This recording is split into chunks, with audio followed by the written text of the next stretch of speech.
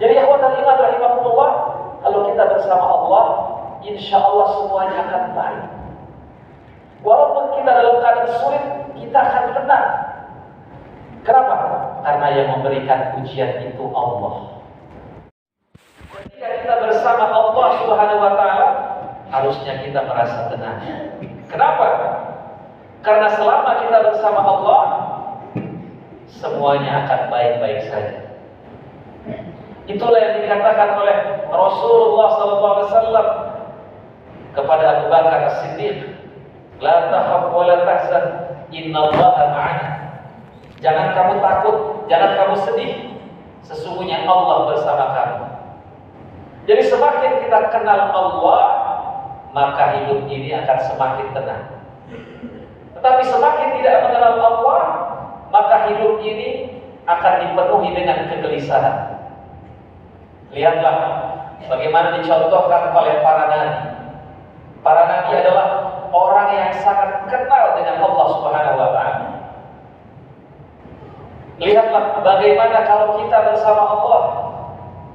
Ketika Nabi Ibrahim bersama Allah, api tidak bisa membakarnya.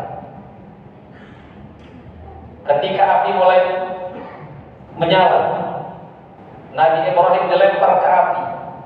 Datang malaikat, wahai Ibrahim, kau butuh bantuan apa? Ibrahim mengatakan, amma ilaika fala. Kalau kepadamu aku tidak butuh bantuan, aku hanya butuh bantuan kepada Allah. Maka Nabi Ibrahim mengatakan, hasbunallah wa ni'mal wakil, ni'mal maula wa ni'man nasir.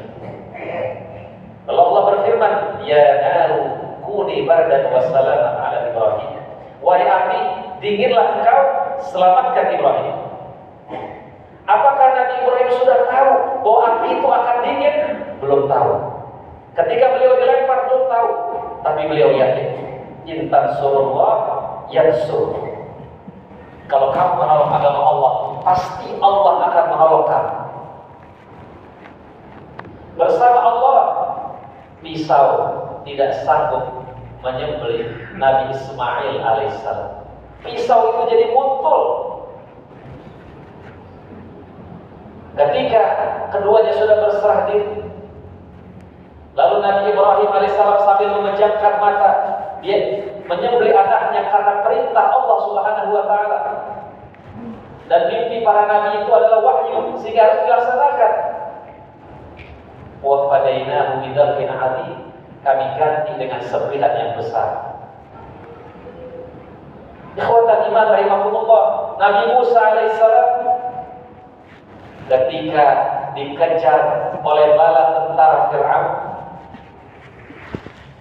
pengikutnya mengatakan, wahai Musa, kita akan terkejar. Apa kata Nabi Musa? Kalla inna ma'iya rabbi sayahdin. Tidak sama sekali. Bersama saya ada Tuhan yang akan memberikan petunjuk nanti, walaupun petunjuknya belum tahu apa.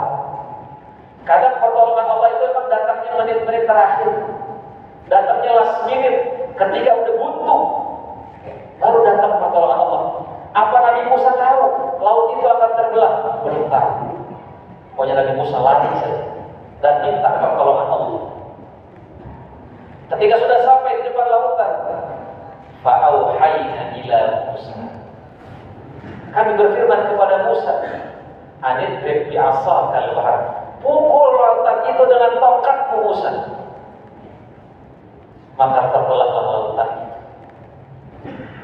Jadi ikhwatal iman rahimahumullah, kalau kita bersama Allah, insya Allah semuanya akan baik.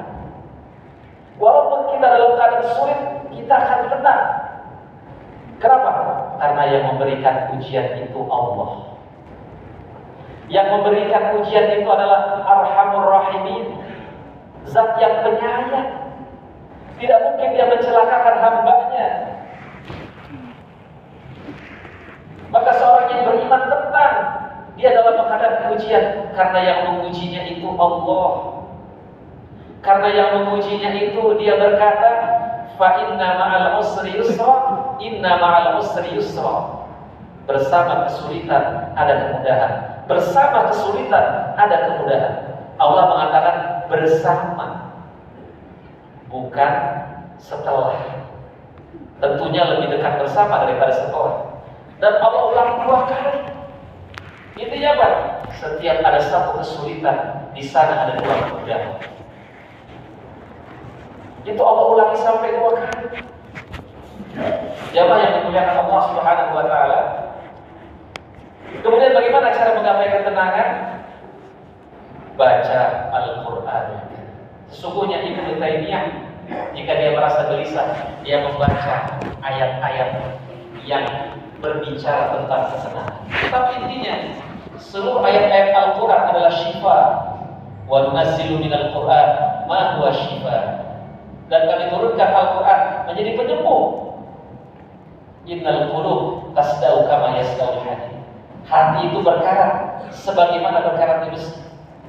Lalu para sahabat bertanya, bagaimana menghilangkan karatnya ya Rasulullah? Dengan membaca Al-Qur'an. Jadi kalau kita kurang tenang, bisa jadi kutil, kurang tilawah. Rumah yang tidak dibacakan Al-Qur'an, kata Abu Hurairah, rumah itu akan terasa sempit. Kenapa? Karena setan masuk, malaikat keluar. Tapi rumah yang dibacakan Al-Quran, rumah itu akan terasa lapang. Walaupun rumahnya kecil, karena malaikat masuk, setan keluar. Lalu bagaimana lagi untuk cara mendapatkan ketenangan? Istighfar. Perbanyak istighfar. Rasulullah SAW bersabda, "Man lazimal istighfar." Siapa yang membiasakan istighfar, ja'alallahu lahu min kulli hammin faraja. Allah jadikan dari setiap kegundahannya kegembiraan. Wa min kulli dhiqin makhraja. Dari setiap kesempitan jalan keluar. Wa razaqahu min haitsu la yahtasib. Dan Allah berikan rezeki dari jalan yang tidak dia sangka-sangka. Ketenangan itu rezeki. Banyak orang duitnya banyak tapi gak tenang, jabatannya tinggi tapi gak tenang. Allah berikan ketenangan, itu rezeki. Berapa banyak kita istighfar? Kalau mencontoh Rasulullah sampai 100 kali. Tapi tentunya kita harus lebih dari Rasulullah SAW. Karena Rasulullah dosanya sudah diampuni. Contoh bagaimana Abu Hurairah beristighfar. Abu Hurairah beristighfar dalam sehari 1200 kali. Yang terakhir, cara menggapai ketenangan adalah bersyukur sebanyak-banyaknya. Wa qalilun min ibadiy syakur. Sedikit hambaku yang bersyukur. Syakur itu yang bersyukur walaupun dalam kondisi sulit. Bukan hanya dalam kondisi senang. Kalau yang bersyukur lagi senang banyak, tapi lagi sulit tetap bersyukur. Itu yang susah.